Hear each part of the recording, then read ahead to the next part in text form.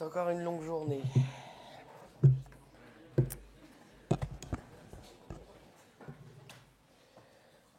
Bonjour à toutes et à tous, puisqu'on fait beaucoup les liaisons en ce moment, vous avez remarqué. Bon, alors tout ça est l'histoire. Bon, j'ai un discours prévu et je dois respecter mon timing, je sais. Déjà, j'aime bien les promesses tenues, donc avec amitié et aussi beaucoup de remerciements. Je me souviens, il y a quelques semaines, d'Emery Jacquilla notamment, et de ses équipes qui me demandent si on pourra faire les 1000 entreprises à mission à Bercy, la réponse ayant été oui. C'est la raison pour laquelle nous nous retrouvons aujourd'hui. En vrai, je ne pensais pas que ce serait aussi rapidement. Ce qui me réjouit, hein, ne prenez pas... parce qu'on s'est vu il y a quoi, un mois, même pas, pour un moment important. Et je pensais que ce serait plus tard, et ça arrive beaucoup plus vite que prévu. Suis-je étonné? Non, vous connaissant la communauté des entreprises à mission, mais ça me réjouit. On est ici presque en famille, en tout cas, c'est le sentiment que j'ai ce matin. D'abord, pour avoir participé à l'accouchement de l'entreprise à mission. Je bloque toujours sur accouchement parce que j'ai accouché de l'entreprise à mission concomitamment à un enfant. Donc, mais il y a des priorités dans la vie de l'entreprise à mission, n'est-ce pas? Avec vous, pour avoir assisté à la naissance de la communauté des entreprises à mission quand j'étais ici à Bercy. Et pour être, et je vous en remercie, encore régulièrement à toutes les étapes de la croissance, de l'adolescence, oserions-nous dire, de ce beau projet. Pour ma part, évidemment, c'est forte d'une certaine joie, non pas seulement de revoir ces visages amis, mais plus simplement d'avoir la chance de suivre de près les avancées de cette idée qui me tient profondément à cœur. Le 29 août 2022, nous comptions 731 entreprises à mission, je parle sous votre contrôle, et aujourd'hui c'est 1044. Que de chemins parcourus, que d'échanges de mails, de réunions, de conf calls, pour dessiner ce concept ovni dans la vie économique française et pourtant résolument actuel. Je le redis, cet événement est réjouissant à plus d'un titre. Il est réjouissant parce qu'il montre que l'État et les entreprises peuvent travailler ensemble sur des projets communs pour porter et défendre les valeurs communes et surtout la vision d'un capitalisme responsable. C'est ce que nous avons fait avec la loi Pacte, dont les sociétés à mission sont issues. Cette méthode, nous la remettons au goût du jour, vous le savez, peut-être, avec le projet de loi Industrie verte qui est actuellement en finalisation à Bercy et qui sera un temps très important dans les prochains mois de l'actualité économique du Parlement, mais aussi du gouvernement. Et dans la méthode, ce n'est pas anodin de voir que la méthode mise en place pour la loi Pacte, qui a permis l'accouchement du chapitre 3 de la raison d'être des entreprises à mission et des fonds de pérennité économique, est une méthode qui est reprise aujourd'hui. Je vous passerai, parce qu'on est tous un peu lassés de ces mots, le top-down, bottom-up. Mais c'est quand même important, en tout cas dans cette maison, je crois que ça n'est pas anodin, et Bruno Le Maire et moi-même, à juste titre, accordons beaucoup d'importance à la méthode. Ça n'est pas rien qu'il y ait des binômes entre des chefs d'entreprise et des parlementaires au premier pas d'un projet de loi. Ça permet, et je suis assez bien placé pour le voir maintenant, d'éviter pas mal de concepts fumeux ou de points de vue un peu trop hors sol, et ça permet d'ancrer dans le réel du quotidien de l'entrepreneur dès le démarrage des projets de loi. C'est pas anodin, et pour ceux qui, je ne doute pas que certains n'aient pas forcément vu, participer ou connu la méthode de la loi Pacte, je ne saurais que trop vous appeler peut-être à suivre la méthode en cours en ce moment, autour du président de la Commission des affaires économiques, Guillaume Kasbarian, mais aussi Bruno Le Maire et Roland Lescure et Christophe Béchu, sur ce projet de loi réindustrialisation verte. Ces méthodes, elles sont nouvelles, elles modifient nos manières de faire au niveau de l'État, et ça n'est pas anodin. Ce moment, au-delà de l'importance de la méthode, il est important et réjouissant, puisqu'il réunit des entrepreneurs dynamiques, ce qui est en réalité un pléonasme, vous pourriez me le dire, visionnaires, ce qui n'est pas toujours un pléonasme, qui ont su détecter le potentiel de cette nouvelle manière de faire du business tout en répondant à des défis inédits Votre choix a pu paraître comme un pari, au sens presque pascalien du terme. Il est de plus en plus perçu, je crois, aujourd'hui comme un investissement, comme un positionnement stratégique. Il est déjà, pour moi, un gage de sécurité et un gage de compréhension du fait que la durabilité de nos entreprises, à commencer par les PME, sont un enjeu de compétitivité pour nos entreprises. Ça peut paraître absurde, mais il y a encore 5 ans, et vous le savez mieux que personne, dire qu'un nouveau modèle de société devait s'adosser à un nouveau modèle d'économie, c'était au mieux être original ou bien souvent être hérétique. Et l'avenir, nous a donné raison. Les entreprises qui n'avaient pas voulu prendre le temps de s'interroger sur les impacts écologiques, sociaux de leurs activités, celles qui n'avaient pas pris ce chemin, sont aujourd'hui contraintes de le faire dans l'urgence, sous la pression, parce que déjà les actualités, comme disaient nos grands-parents, il suffit d'allumer le poste, comme disaient déjà nos grands-parents, entre les sécheresses, les tensions sur les marchés de l'énergie, les tensions sociales évidemment, les tensions internationales qui se sont démultipliées ces derniers mois, dernières années, avec un impact direct sur toute la chaîne de valeur. La question n'est plus tellement, en ce 31 mars 2023, de savoir si l'entreprise doit avoir une mission, mais comment l'entreprise doit s'en emparer et surtout la faire vivre vraiment. C'est pourquoi votre grande force, à vous, le millier d'entreprises à mission aujourd'hui décomptées, votre grande force, elle vient de votre légitimité, légitimité par l'ancienneté de votre engagement, légitimité par l'indépendance, évidemment, celle de votre comité de mission, celle de votre organisme tiers indépendant, votre OTI, légitimité enfin par votre diversité, diversité de taille, de la petite TPE à la grande multinationale, de l'agroalimentaire au cabinet d'avocats, en passant par le fonds d'investissement, et enfin diversité des territoires. Et c'est un plaisir de constater, je sais que c'est un point auquel Emery Jacquia et moi-même accordions beaucoup d'importance, constater que l'entreprise à mission, elle essaime bien au-delà des métropoles, et je l'espère, peut-être bientôt au-delà de nos frontières. C'est un projet qu'on a encore à mener. Mais c'est vrai que ces deux angles me semblent être des angles absolument majeurs. On nous avait dit, et Emery et Jacquia s'en souvient bien, c'est un truc de multinationales, vos sociétés à mission, échec, majoritairement des PME. C'est un truc de Parisiens, métropole, échec. C'est un truc de territoire. Et sachez, pour terminer, que le gouvernement est bien décidé à continuer à accompagner le développement des entreprises à mission. D'abord, évidemment, parce que nous y croyons, mais aussi parce qu'on vous le doit. La société à mission célèbre aujourd'hui son 1000e associé. Le temps presse pour que nous célébrions le 10 millième, le 100 millième. L'avantage, c'est que je sais pouvoir compter sur vous pour accélérer ce mouvement indispensable. Je compte aussi sur vous pour continuer à nourrir les réflexions. On est loin d'avoir terminé, c'est plutôt une bonne nouvelle. Réflexions qui, pour certaines, ont été notamment initiées par le rapport Rocher sur les évolutions attendues du cadre de la société à mission et sur lequel il faut qu'on soit peut-être force de proposition. En tout cas, vous me trouverez à vos côtés. Et comme je l'ai dit, comme on est ici en famille, on peut tous dire, ma porte, elle est plus qu'ouverte. Et j'ai bien l'intention de continuer à être à vos côtés pour faire grandir le modèle et, grâce à vous, faire grandir notre économie. Un grand merci pour l'engagement. Et il faut qu'on prenne nos agendas. La 2 millième, je sens que ça va arriver vite, donc peut-être pour la 10 millième. En tout cas, voilà, la politique, c'est parfois, voire souvent difficile, comme la vie en entreprise d'ailleurs. Mais il y a aussi des moments on peut peut-être dire ce mot qui est tabou, mais de satisfaction.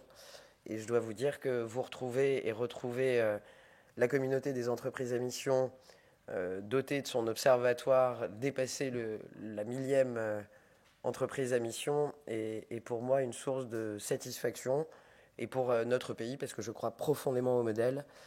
Et comme j'ai chevillé au corps l'intérêt général et le fait de faire des choses qui dépasseront ma seule personne, parce que les femmes, les hommes politiques changent, mais les fondamentaux doivent rester, quoi qu'il advienne, et ça c'est très rassurant pour moi, et je vous le dis sincèrement, quoi qu'il advienne, je sais que je pourrai compter sur vous pour continuer à les faire grandir. On en a besoin, on a besoin de vous, donc merci. Bravo à vous.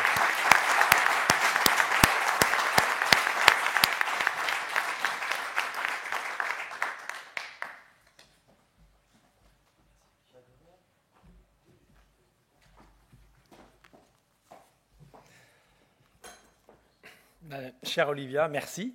Merci de nous recevoir ici. Merci de votre fidélité. Vous qui n'êtes plus ministre de l'économie sociale, solidaire et responsable, mais ministre des PME et qui sont dévoilés tout de suite les résultats du 6e baromètre de l'Observatoire des sociétés à mission. On représente tout de même 81% des sociétés à mission. Donc votre attachement et votre fidélité me touchent. On s'était dit rendez-vous dans 2 ans. Même jour, même heure, même port, ici à Bercy. Donc nous voilà. Nous voilà. Ouais. Bon, c'est un peu retour vers le futur là. Nous sommes là. Pierre Corneille disait dans le CID, nous partîmes 63, puisque c'était le nombre de sociétés à mission quand nous avons lancé le premier baromètre de l'Observatoire des sociétés à mission ici même il y a 2 ans. Mais par un prompt renfort, et vous en faites partie du renfort, chère Olivia, nous vîmes 1000 en arrivant au port, ici à Bercy.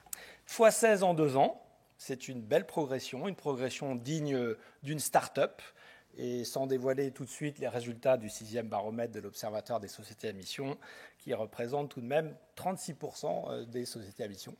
Cela nous réjouit et cela fait rayonner nos visages. Corneille poursuit d'ailleurs son propos en disant « Tant à nous voir marcher avec un tel visage, les plus épouvantés reprenaient de courage. » Et des épouvantés, il y en a beaucoup, surtout en ce moment. Tempête sociale, crise de la valeur travail, crise environnementale, crise climatique, notre maison brûle et 20 ans après, nous ne pouvons plus regarder ailleurs. Crise de la ressource, et sans vouloir faire mon de Sévrien, je dirais qu'on prend l'eau. Sainte-Soline, priez pour nous. Crise sanitaire, elle paraît loin, épouvantée, on les cumule. 2,5 millions d'éco-anxieux en France. Alors, quel est le remède à l'éco-anxiété ? Eh bien, c'est le passage à l'action. Et quelle est l'action la plus efficace ? Eh bien, c'est l'action collective. Et quel est le meilleur lieu de l'action collective ? Eh bien, c'est l'entreprise. Et donc, c'est à nous de faire de l'entreprise un catalyseur des changements que l'on veut voir dans le monde. L'entreprise est le plus puissant levier de transformation de la société qu'on ait à disposition. On en est convaincu ici au sein de la communauté des entreprises à mission. L'entreprise, c'est une valeur refuge. L'entreprise, c'est le lieu de l'unité. L'entreprise, avec sa mission, redonne du sens au travail. Fini le quiet quitting, fini la grande démission. Avec l'entreprise à mission, vive le travail. C'est le temps de l'action. Et l'exigence croissante des citoyens, des consommateurs, de nos propres collaborateurs sur l'engagement d'entreprise met une considérable pression sur les dirigeants, qui sont la clé de voûte de tout ce changement.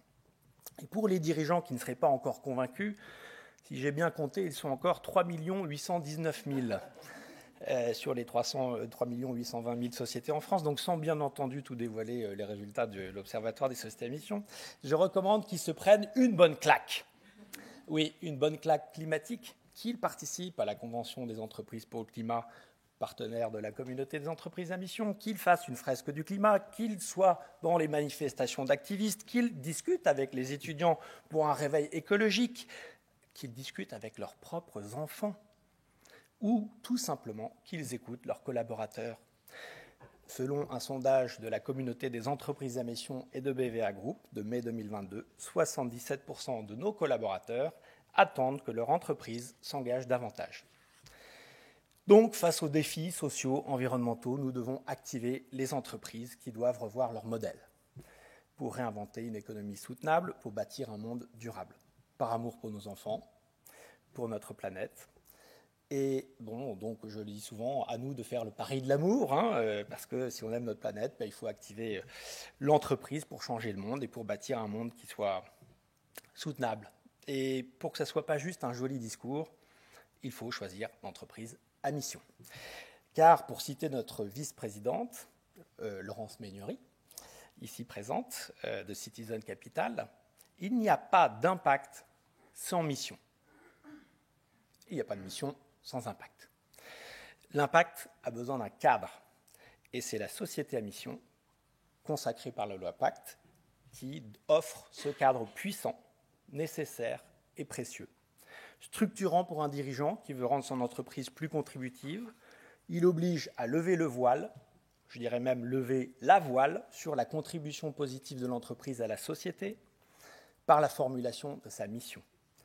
Il oblige à mettre la mission sous tension, sous gouvernance avec le comité de mission. Il oblige à rendre compte chaque année avec le rapport de mission et à se soumettre à la vérification d'un organisme tiers indépendant.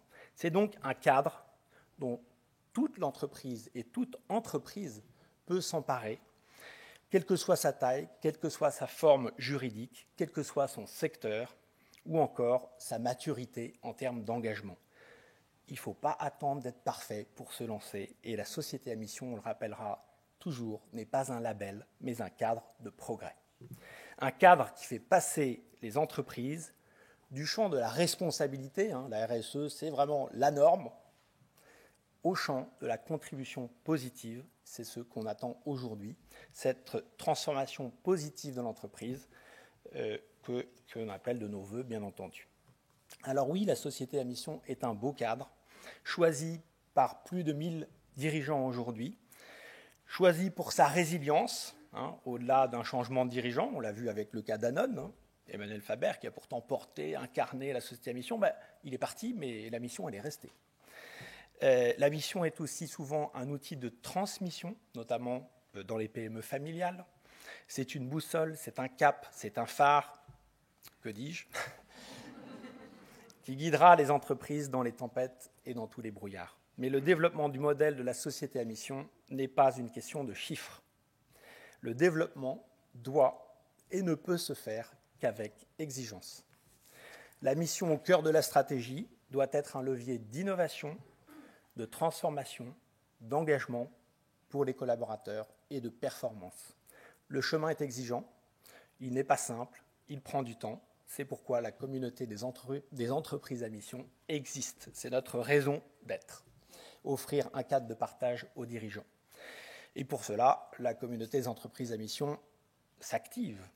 Des challenges de la mission pour vérifier la singularité, l'ambition, l'ancrage dans le business model, la mobilisation des parties prenantes, des formations, leaders à mission, entrepreneurs à mission, la formation même des conseils aujourd'hui qu'on accompagne sur le sujet de la société à mission, des cercles, le cercle des managers de la mission, un nouveau métier qui n'existait pas il y a quelques années, le cercle des OTI, des cercles thématiques qu'on est en train de lancer dans le secteur de la santé, et des groupes de travail qui travaillent et qui publient donc chaque année des livrables qui sont open source, accessibles à tous, puisque nous sommes une association d'intérêt général. Et enfin, la communauté des entreprises à mission, c'est aussi son observatoire, qui, par définition, observe. Il observe la société à mission et il est et il restera le garant de cette exigence. Nous allons d'ailleurs amplifier ce rôle de garant de l'exigence dans les prochains mois. Donc vous le voyez, ma chère Olivia, nous sommes un excellent service après-vote. Cela me donne l'occasion de remercier tous les membres ici présents et en visio, tous les administrateurs du conseil d'administration de la communauté des entreprises à mission, du comité de mission de la communauté des entreprises à mission, du conseil scientifique de la communauté des entreprises à mission, qui, par leur travail, mettent l'association en tension. J'en profite également pour saluer notre nouveau directeur général, Alain Schnapper, de la communauté des entreprises à mission, et tous les permassemmers, c'est-à-dire ceux qui travaillent tous les jours au quotidien pour faire vivre le projet associatif. Ce n'est pas toujours facile, et pour l'organisation de cette matinée. Merci. Et bien sûr, celles qui ont contribué au 6e baromètre de l'Observatoire des sociétés à mission, en particulier Raphaëla et Anne. Magnifique travail de fond comme de forme, comme vous l'aurez remarqué. Avec cette magnifique couverture du 6e baromètre des sociétés à mission, on peut vraiment filer la métaphore et prendre un peu large avec cette couverture. Que voit-on? Un phare. Qu'est-ce que c'est le phare? Évidemment, ce sont les objectifs de mission, le cap. Alors on imagine aisément sur cette couverture les bateaux dans la tempête, les entreprises, avec un capitaine, mais il est dans la tempête, mais il a une boussole, sa mission. Les bateaux, ils ont du vent dans les voiles, et ils progressent plus vite que les autres, parce que les entreprises à mission progressent plus vite que les autres. L'équipage est sur le pont, il est engagé, et la quille, elle s'enfonce bien profondément dans l'eau. Ben oui, parce que c'est l'ancrage de la mission dans le modèle économique de l'entreprise. La mission n'est pas hors sol.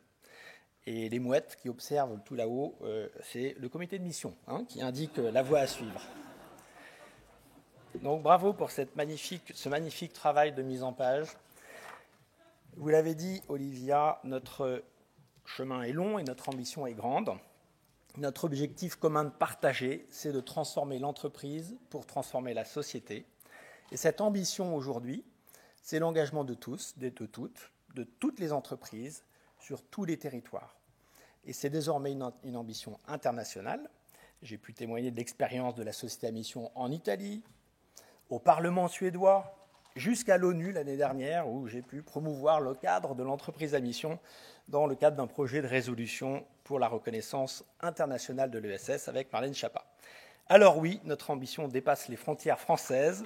L'enjeu aujourd'hui, c'est de bâtir le cadre de l'économie contributive européenne.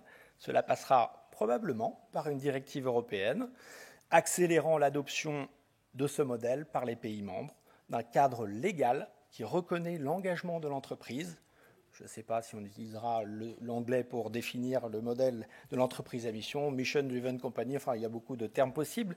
En tout cas, nous débarquerons à Bruxelles, je vous l'annonce, devant les parlementaires européens le 6 juin prochain.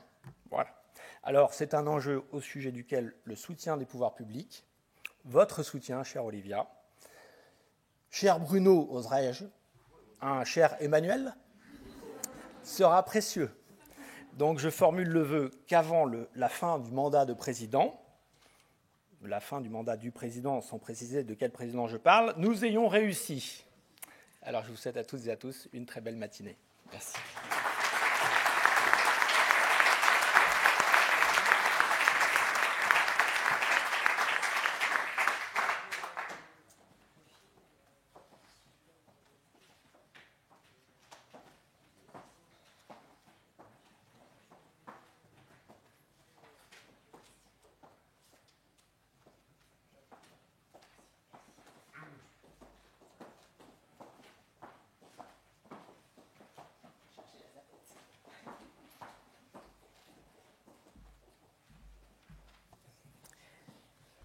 Bonjour à tous. Ça va être compliqué après le discours enflammé d'Emery de prendre la suite sur un sujet beaucoup plus cadré, qui est le baromètre, la 6e édition du baromètre de l'Observatoire des sociétés à mission.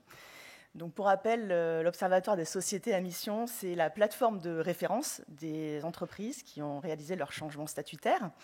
Donc l'Observatoire recense toutes les sociétés à mission en France, les suit dans le temps, partage leurs démarches et aussi nourrit la recherche académique.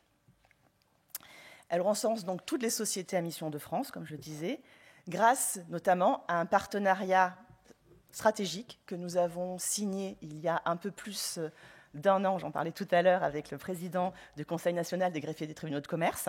Donc ce partenariat nous permet d'avoir en temps réel, allons-nous dire, les nouvelles sociétés à mission qui sont publiées, qui sont référencées par les greffes. Et nous complétons ce travail-là avec une veille régulière, veille quotidienne, allons-nous dire, et puis aussi de plus en plus d'entreprises qui se font référencer directement sur l'Observatoire des sociétés à mission des changements statutaires. Ensuite, nous analysons la totalité des statuts avant publication, justement, afin de vérifier que toutes les conditions légales sont respectées.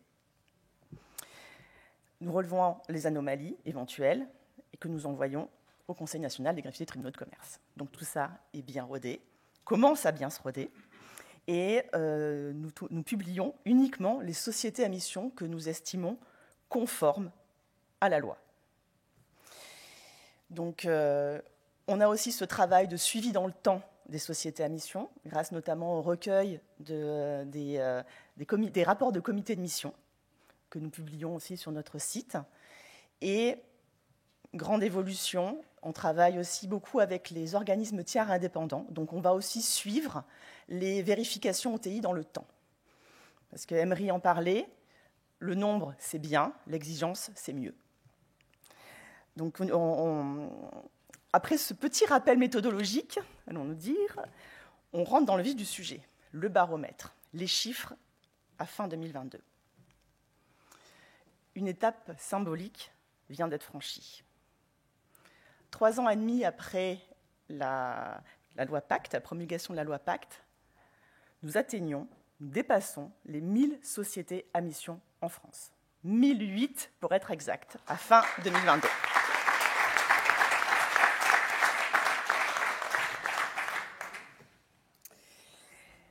Donc on peut dire que 2 ans après le lancement du premier baromètre qui a eu lieu ici, la société à mission est réellement entrée dans le paysage économique français. Et on espère tous que ce ne soit qu'un début. Alors, sur ces 1008 sociétés à mission, c'est globalement x5 en 2 ans. Le nombre de sociétés à mission a quintuplé en 2 ans. Et en 1 an, on a progressé de 69%. Ces 1008, je crois que j'ai oublié de mettre le slide. Voilà, je demandais la zapette, mais j'ai oublié le slide. Tout va bien. Sur ces 1008 sociétés à mission, elles représentent 660 000 salariés en France. 660 000. C'est 22% de plus que l'an dernier. 86% de ces salariés travaillent dans une grande entreprise et 11% dans une entreprise de taille intermédiaire. Donc, les micro-entreprises et les PME représentent 3% des effectifs salariés des sociétés à mission, mais, slide suivante, représentent aussi 91% du nombre de sociétés à mission en France. Donc, sur les 1008 sociétés à mission, 915 sont des micro-entreprises et des PME.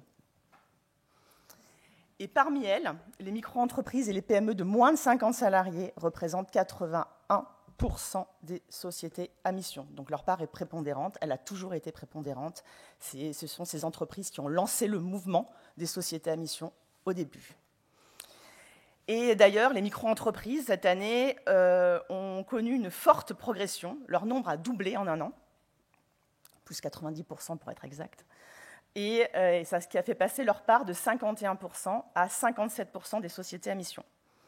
Donc ce chiffre est aussi à mettre en parallèle avec l'attrait que représente la société à mission pour les jeunes entreprises. Alors les mission natives, c'est ce qu'on appelle, en fait, c'est comme ça qu'on appelle les entreprises qui se constituent directement dès la création en société à mission.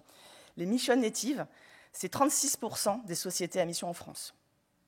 Donc, ce qui marque aussi, ce qui veut dire quelque chose, c'est-à-dire que les jeunes entreprises, je ne veux pas dire les jeunes entrepreneurs, parce qu'il y a aussi des entrepreneurs qui sont moins jeunes et qui ont des convictions chevillées au corps.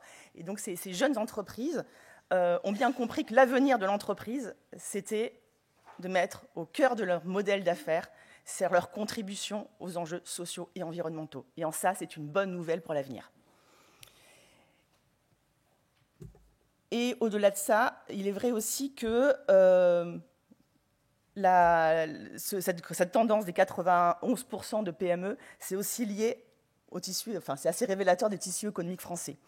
Le tissu économique français, rappelons quelques chiffres, les micro-entreprises et les PME, c'est 99,8% du nombre d'entreprises en France, selon l'INSEE. Donc, à contrario, on pourrait aussi dire que les grandes entreprises et les entreprises de taille intermédiaire sont les surreprésentées parmi les sociétés à mission. Donc, elles concentrent aujourd'hui 9% des entreprises qui ont adopté le modèle. Donc, si on revient sur ces chiffres, 14 grandes entreprises qui sont sociétés à mission. Donc, 5 qui le sont devenues en 2022. Je les cite, il y en a 5. La Banque Postale, Crédit Mutuel Arkea, KPMG, Sagemcom et Babylou Family. Donc, si on rapproche ces 14 entreprises, aux à peu près 300 grandes entreprises recensées par l'INSEE en France, on en est à peu près à 5% des grandes entreprises françaises qui sont sociétés à mission. On se rapproche, si on fait x2, des 10%. 10%, c'est le point de bascule. 10%, c'est ce point de bascule, c'est ce mécanisme sociologique qui a été expliqué par un journaliste britannique qui s'appelle Malcolm Gladwell en 2012, selon lequel une minorité sociale, si elle agit en coalition et si elle agit avec constance, peut faire basculer la majorité vers des nouveaux comportements. Et ce qui relevait auparavant d'un discours pionnier peut alors rentrer dans une nouvelle norme. Cette nouvelle norme, c'est tout ce que nous souhaitons à la société à mission. Ce qui est intéressant aussi avec ces 14 grandes entreprises, c'est qu'on rencontre une grande diversité à la fois de formes juridiques et d'actionnariat. On a des mutuelles et coopératives, on a des entreprises familiales, une entreprise cotée, des entreprises publiques, des entreprises à capitaux étrangers. Donc en fait, c'est assez révélateur de la diversité aussi des entreprises.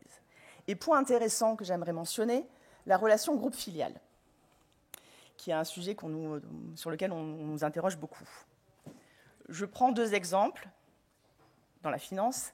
Arkea, Crédit Mutuel Arkea, 2021, leur filiale de logement social Armorique Habitat est devenue société à mission. 2022, le groupe Arkea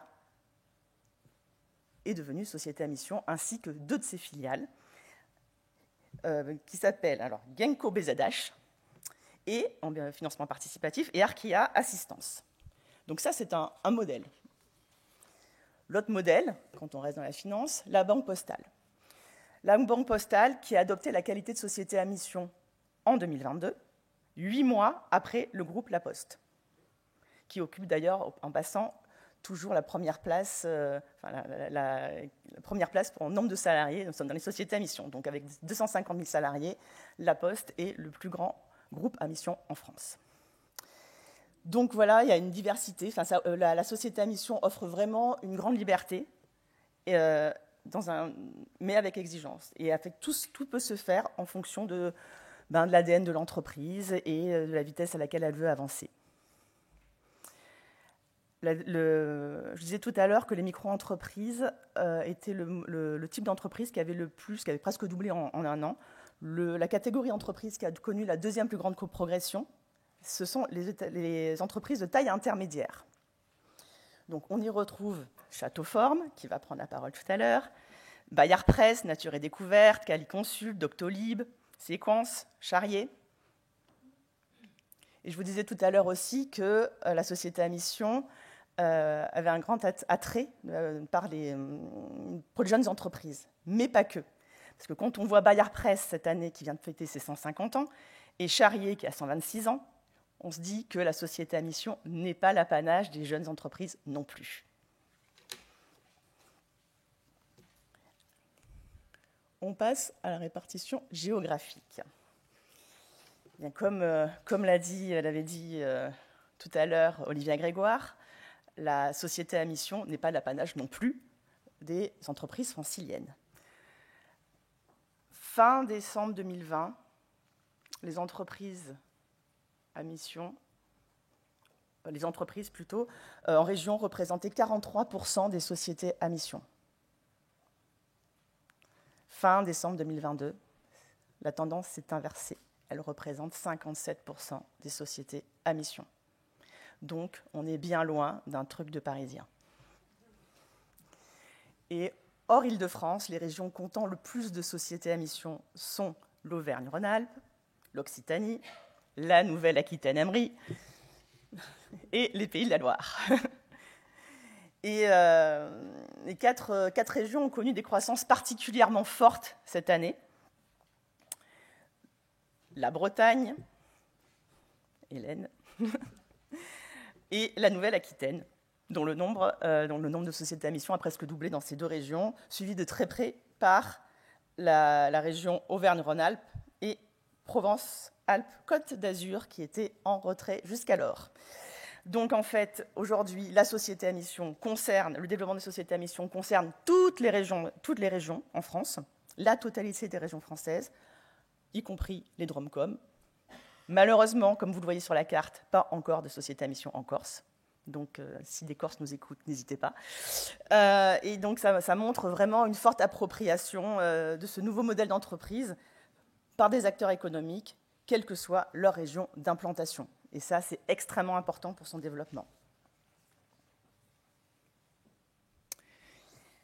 Ensuite, par secteur d'activité. Par secteur d'activité, on se rend compte que globalement, la société à mission a profité à tous les secteurs d'activité. Bon, le secteur du service prédomine toujours, c'est 78% des sociétés à mission. Le secteur du commerce, lui, s'est particulièrement développé cette année, avec un nombre qui a doublé en un an, passant de 67 sociétés à mission à 123 sociétés à mission.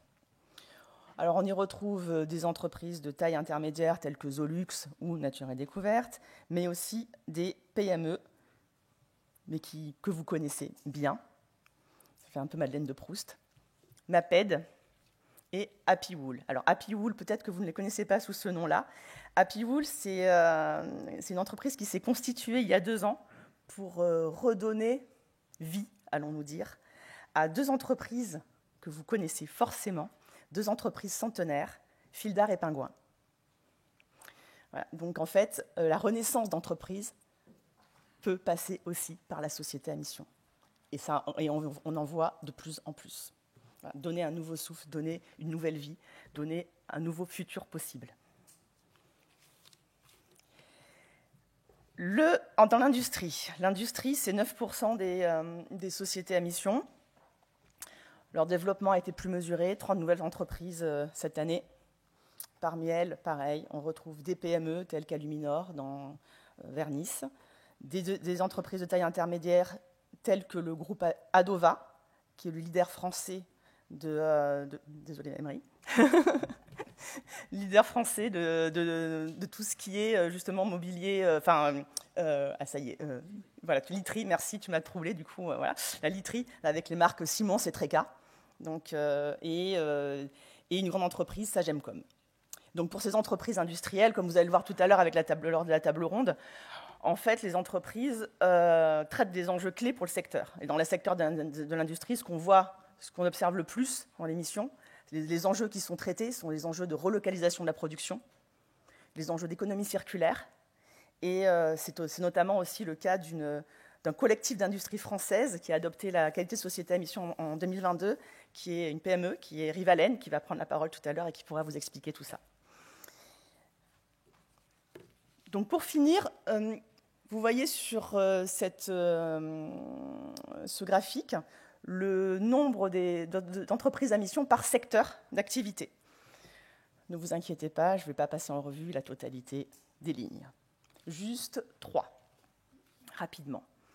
Le secteur tech informatique, qui avec 12% des sociétés à mission est toujours le premier secteur parmi les sociétés à mission. Et sur les 119 sociétés à mission de la tech, on en compte 53 nouvelles en 2022, dont une grande entreprise, Sagemcom. Mais pour autant, la dynamique est surtout le fait de petites entreprises de moins de 50 salariés. 45% des entreprises, des sociétés à mission de la tech sont des mission natives. Voilà. Et on dénombre aussi cette année 4 licornes devenues sociétés à mission en 2022, Back Market, Doctolib, Ecovadis et Content Square. Et elles rejoignent, et aussi dans la French Tech 120 plutôt, on retrouve aussi une entreprise historique pour nous, comme quoi on peut être start-up et historique, Open Classroom, qui est devenue société à mission en 2020, si je me souviens bien, et puis Sweep et Anywhere, ainsi que Itch qui rejoint en 2022 ce classement. Donc, tech et engagement ne sont pas forcément incompatibles. En tout cas, espérons-le. Deuxième secteur, la finance. Troisième secteur le plus actif, la finance, derrière le conseil. La finance, donc croissance forte. 33 nouvelles sociétés à mission en 2022 sur un total de 84. Et surtout, croissance forte parce que 2 grands établissements bancaires ont rejoint le mouvement des sociétés à mission. Et ça veut dire quelque chose sur le fond, sur l'évolution de la finance en France. Donc, 2 grandes entrées, la Banque Postale et le Crédit Mutuel Arkéa. La première entreprise, le premier grand établissement est devenu société à mission, c'était en 2021, et c'était le Crédit Mutuel Alliance Fédérale. Voilà, donc, dans la partie finance, ce qu'on voit aussi, c'est un fort attrait de la société à mission pour les sociétés d'investissement. Et ça, c'est quelque chose qui ne se dément pas et qui s'accélère même au fil du temps. Donc avec notamment Raise, M Capital et bien d'autres qui sont devenus sociétés à mission en 2022. Et troisième secteur sur lequel je souhaitais m'attarder 2 secondes, c'est sur le secteur de la santé et du médico-social, parce qu'on en a beaucoup entendu parler ces dernières années. Il a été particulièrement dynamique cette année, avec un doublement de nombre de sociétés à mission. Et au sein de cette catégorie, cette grande famille de la santé et du médico-social, on voit que les sociétés de services d'aide à domicile ont été particulièrement actives. Donc c'est plutôt une bonne nouvelle. Et aussi dans ce grand secteur, on voit une grande entreprise qui s'est transformée, Babylou Family, donc, qui est une grande entreprise française spécialisée dans la petite enfance, donc spécialisée dans les crèches. Et aujourd'hui, Babylou est présent dans 12 pays dans le monde. Donc vous voyez qu'on dépasse largement, l'influence de la société à mission dépasse largement les frontières françaises. Voilà. Mais elles sont portées par des entreprises françaises. Donc voilà pour le tour de piste. Je voulais juste compléter par quelque chose. C'est vrai que quand on voit ce tableau, on regarde en bas et on se dit qu'il y a 2 secteurs clés qui ne sont pas assez représentés parmi les sociétés à mission. Je parle les énergéticiens, pour l'instant, un peu les grands absents, et le transport logistique, quand on voit l'impact aussi que ces 2 secteurs ont en France. On se dit que ça serait bien que ces entreprises rejoignent cette démarche. Notons que dans le secteur du transport, quand même, Keolis Bordeaux Métropole Mobilité, donc 2500 salariés, devient le premier opérateur privé de transport public à devenir société à mission. Donc ça, c'est plutôt une bonne nouvelle. Mais hormis eux, pas grand monde. Donc c'est tout ce que je souhaite pour cette année 2023, c'est que des énergéticiens et des entreprises du secteur du transport et de la logistique se transforment. Donc vous pouvez retrouver tout le détail de ces chiffres dans le baromètre des sociétés à mission qui sera en ligne à partir de midi sur notre site, donc observatoiredessociétéesamissions.com. Voilà, je vous remercie. J'espère que ça va. C'est vrai que j'ai donné beaucoup de chiffres, mais bon, c'est un peu l'objet quand même d'un baromètre. Et sur ce, je laisse place à la table ronde qui sera animée par Alain Schnapper, donc directeur général de la communauté.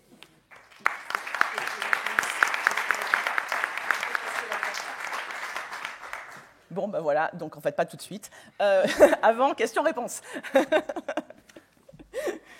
Merci, Oran. Est-ce qu'il y a des questions dans la salle ou en ligne ?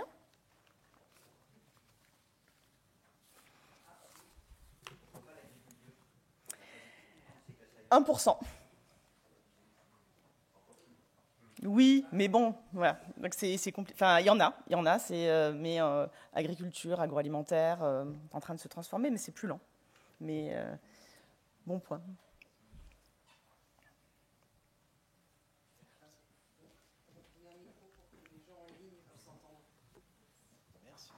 Et les acteurs de l'énergie, est-ce que c'est les acteurs de l'énergie renouvelable ou c'est les quelques-uns qui sont déjà entreprises à mission? Ils sont dans quel type d'opération? Plutôt énergie renouvelable, tout à fait. Plutôt énergie renouvelable. Je pense notamment à... Raphaëla va m'aider de nombre de secondes. Non. Dans l'énergie. Une grande entreprise une entreprise cotée d'ailleurs, me semble-t-il. Non. Ah, pourtant j'ai une bonne mémoire d'habitude. Mais je vous le dirai, c'est une entreprise... Voltalia, merci. Merci Jérémy. Voilà, on peut compter sur les chercheurs. Voltalia, qui est le premier du secteur de l'énergie à être passé société à mission, ainsi que le premier. Nous allons rendre hommage à Sublime Énergie, qui est une start-up qui émane de Mines Paris Tech. Mines Paris. Voilà. Mais pas assez à notre goût.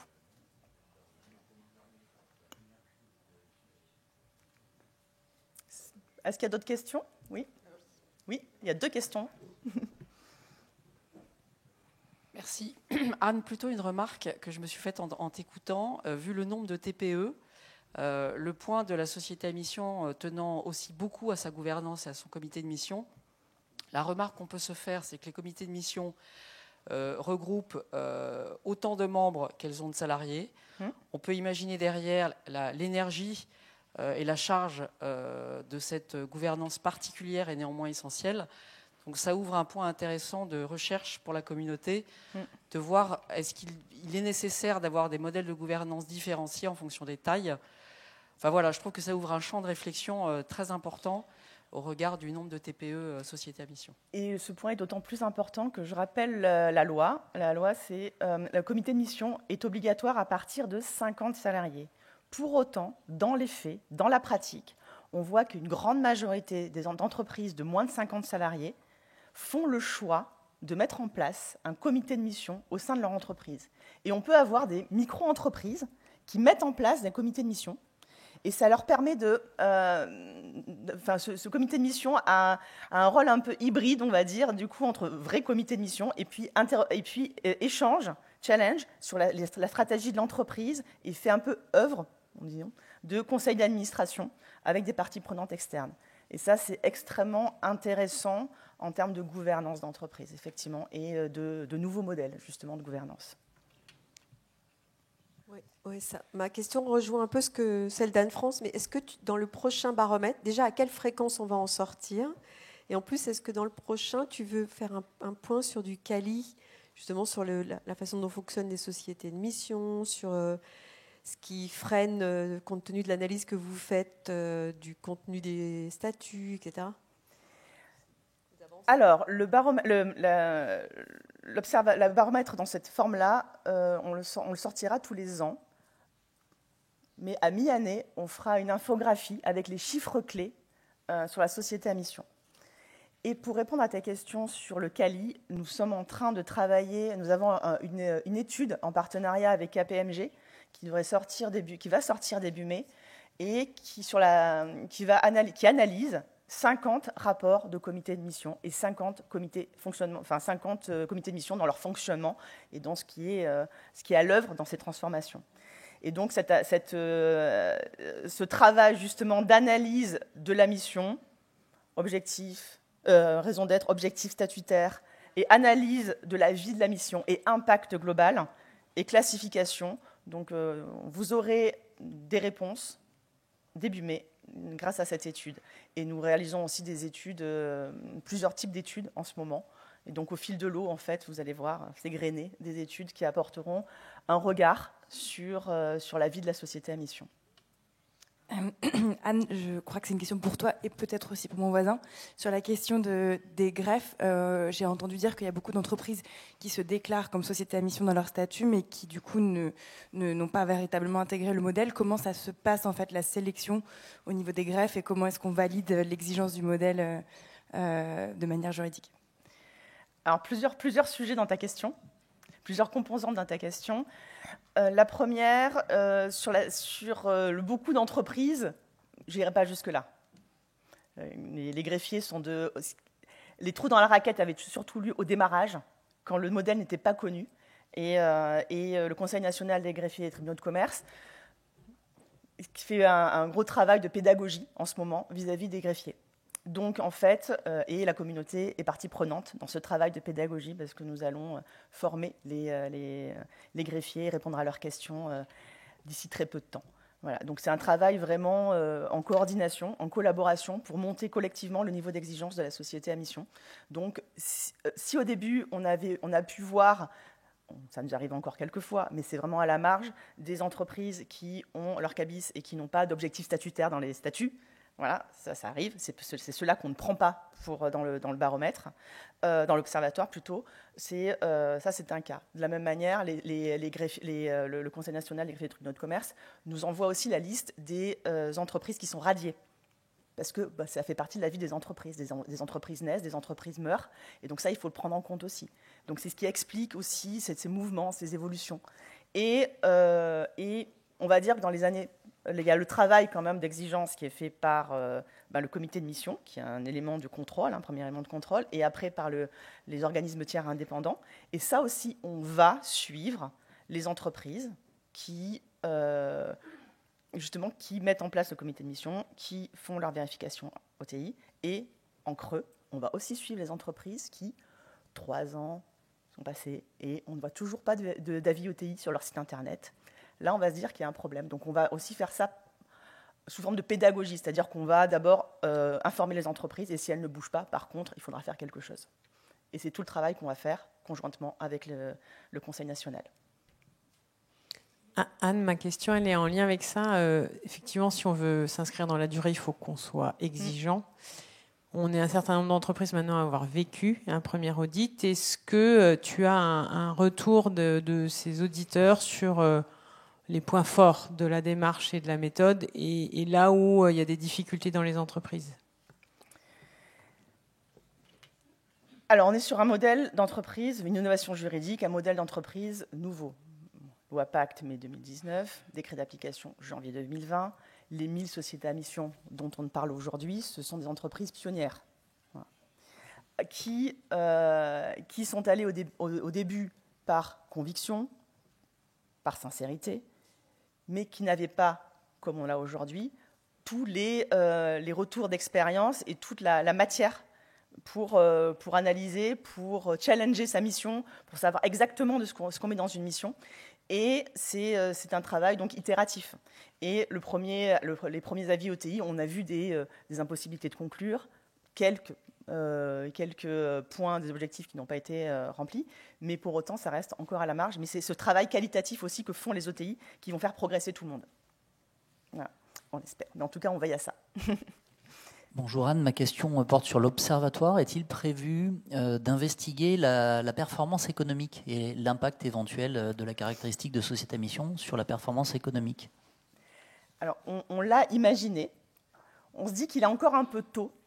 Parce qu'en fait, 1000 sociétés à mission aujourd'hui, mais celles qui ont commencé il y a ne serait-ce que 2 ans, pour voir déjà avoir des vraies tendances de fond, ça nous paraît un peu tôt. Peut-être on l'a dans notre scope. Peut-être allons-nous le faire dans 1 an ou 2 ou 3. Voilà. Mais avec un peu plus de recul que ce qu'on peut avoir aujourd'hui, parce que les conclusions seraient peut-être un peu déceptives. Donc, mais en tout cas, on l'a bien on l'a bien. Ouais. Bonjour. Merci pour l'initiative.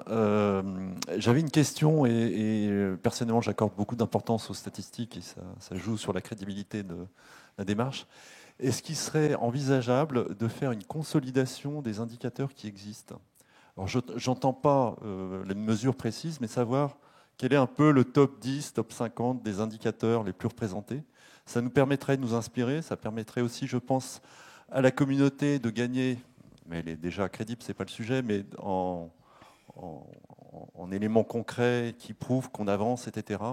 Et je rencontre pas mal de gens qui sont un peu, et j'en fais partie, un peu secs sur le choix des indicateurs de mission.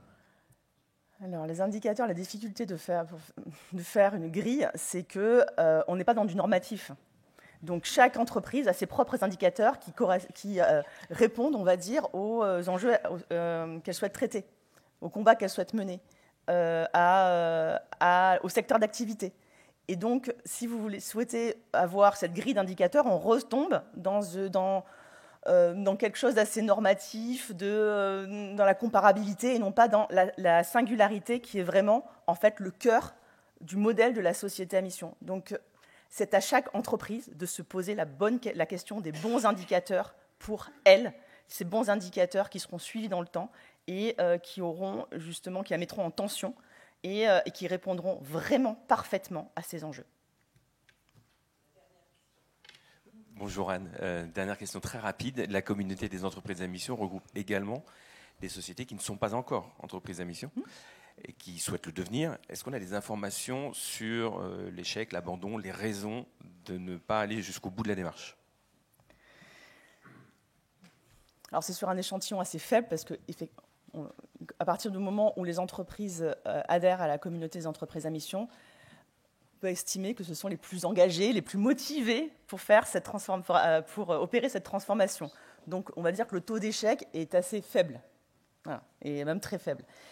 Pour autant, ce qu'on peut voir dans certains types d'entreprises, grandes entreprises notamment, c'est la difficulté à convaincre l'actionnariat, qui peut être un frein. Des entreprises aussi qui nous disent effectivement, c'était lancé là-dedans, mais compte tenu du contexte économique, là, peut-être qu'on va prendre un peu plus de temps et on se transformera vraiment dans un an, etc. Et c'est pas grave, parce qu'il faut prendre son temps.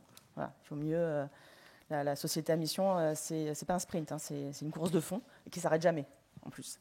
Non, mais c'est magnifique, c'est super parce que ça amène vraiment des potentialités énormes, mais pour autant, c'est engageant aussi pour le dirigeant de l'entreprise et pour tout le corps social. Donc c'est transformatif et à partir de ce moment-là, ça demande effectivement de l'énergie. Donc voilà, mais globalement, il y a assez peu d'entreprises parce que quand on met la main dedans, on se rend compte qu'il y a tellement d'avantages à y aller que les entreprises ne renoncent pas. Au contraire, elles poussent l'accélérateur. Mais ça, on le verra dans la table ronde qui suit, parce qu'on me dit que c'est terminé. Merci à vous.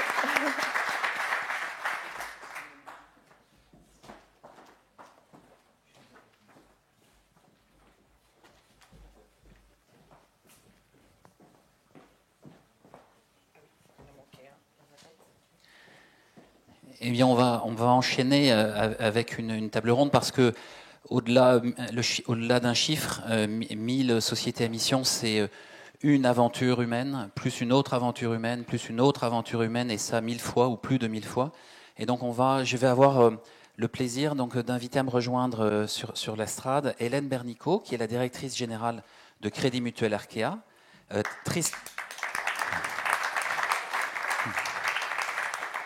Tristan De Witt, le président de Rivalen.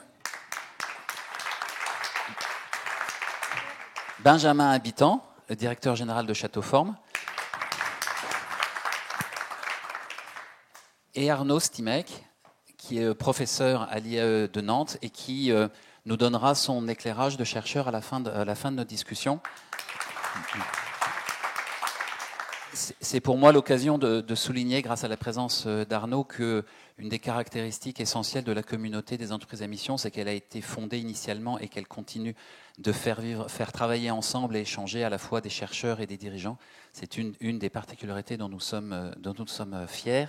Alors, sans plus attendre, on va peut-être tout simplement commencer par vous demander de présenter votre entreprise et en passant de nous illustrer les raisons pour lesquelles vous êtes devenue société à mission.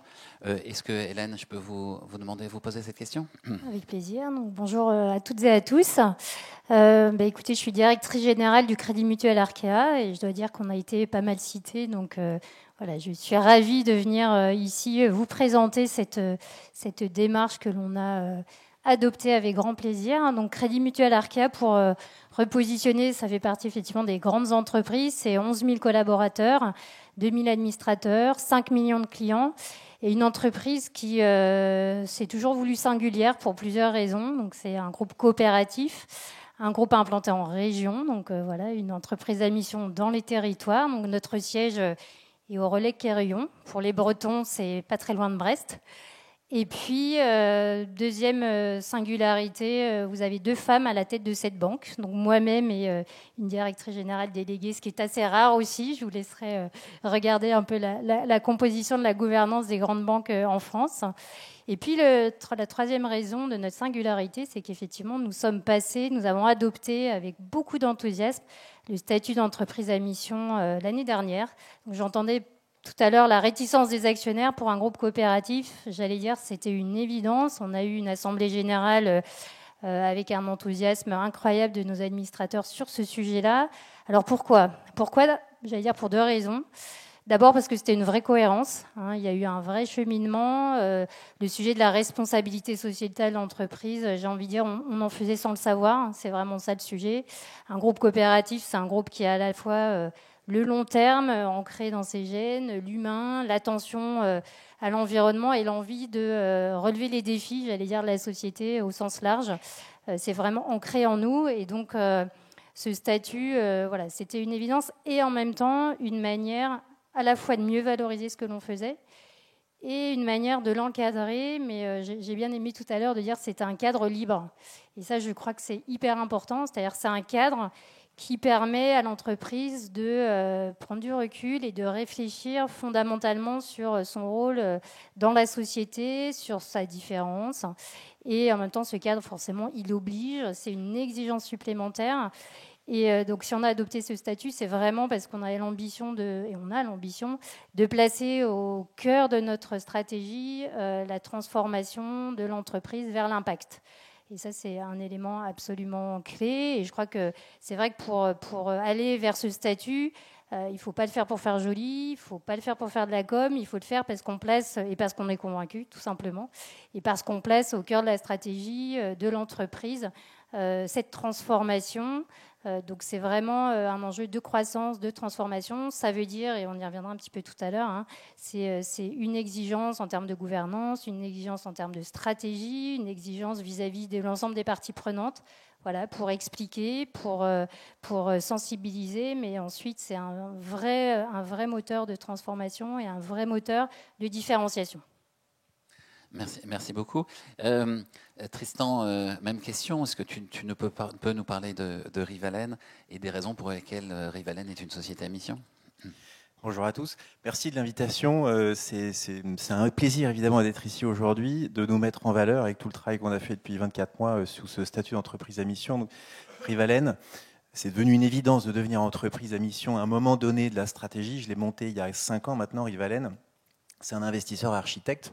Je me définis comme un industriel parce qu'on regroupe et on a un collectif d'industrie avec l'idée de capitaliser sur l'ancrage dans les territoires de l'industrie. Je pense que je viens d'une famille industrielle, à une époque où l'industrie était florissante et qui a été par compartiment un petit peu délitée quand dans les années 90-2000, ça devenait trop concurrentiel avec l'Asie qui produit à bas coût. Donc moi, j'ai vu le groupe familial se démanteler un petit peu. Et j'ai une petite revanche à prendre, certainement, et de participer à cet effort aujourd'hui de réindustrialiser nos territoires et de faire en sorte qu'on produise en local. Moi, je suis convaincu que c'est une nécessité absolue, pour cette petite raison de perso que je vous donne un peu en clin d'œil, mais aussi parce que faire voyager les marchandises, évidemment, c'est une aberration. D'un point de vue impact environnemental et évidemment social. On manque d'emplois industriels aujourd'hui. Et donc, tout ça fait que Rivalen, je l'ai monté il y a 5 ans, après un passé investisseur, et donc je me définis comme un investisseur architecte aujourd'hui. Et Rivalen, c'est ça, c'est agglomérer ensemble de l'industrie locale pour qu'elle trouve des synergies pour répondre à cet enjeu que je viens de vous citer. Cette stratégie, quand il faut emmener tout le monde dans cette stratégie globale, chaque PME qui compose Rivalen aujourd'hui, l'entreprise à mission, c'est extrêmement intéressant pour emmener tout le monde et faire comprendre ce fil rouge qui, quand on l'exprime comme ça, c'est peut-être facile, mais dans la vie de tous les jours et quand on est dans l'usine ou au service marketing d'une PME ou d'une autre, ça nous sert clairement de fédérer l'ensemble des collaborateurs. Donc ça, c'est extrêmement important. Et puis, parce qu'on est transparent, d'annoncer, et je trouve ce qui est fort, c'est qu'on écrit dans nos statuts, c'est opposable aux tiers. Et donc, il y a toute cette liberté pour fixer nous-mêmes, évidemment, nos objectifs qui doivent être ambitieux, mais on les a affichés et il faut les réaliser. Et nous, dans les 3 piliers qui définissent notre mission, on a l'économie circulaire. Quand on est industriel, c'est pas un truc facile. Mais quand on l'a dit, on s'oblige à le faire. Et on se met des bâtons dans les roues parce que ça pourrait être beaucoup plus facile de vendre des marchandises à tout le monde sans se mettre ça. Mais on l'a dit à tout le monde. Emery en sait quelque chose, évidemment. Et donc, ça, c'est fort. Les valeurs environnementales, humaines qu'on peut avoir, qu'on a définies, c'est également quelque chose qu'il faut faire vivre dans nos pratiques industrielles. Et quand on l'écrit, ça nous engage. Et enfin, faire vivre ce collectif, c'est le 3e pilier de notre mission. C'est pareil, maintenant, tout le monde va pouvoir nous dire « vous n'avez pas fait ce que vous aviez dit ». Et ça, je trouvais ça terrible. Donc, la mission, elle nous ancre dans nos convictions et dans ces valeurs que je vous explique qui sont nécessaires aujourd'hui. Merci. Benjamin, à votre tour de nous parler de Châteauforme et en tant que société à mission. Merci beaucoup. Tristan, on est aussi, Châteauforme est aussi une entreprise familiale, et pas issue de l'industrie, mais du retail, et pétrie de cette conviction, tout ce qu'on appelle la roue du bonheur, que c'est des collaborateurs heureux qui font des clients heureux, qui font des actionnaires heureux, et que c'est bien dans cet ordre-là que ça fonctionne et que tout part des collaborateurs.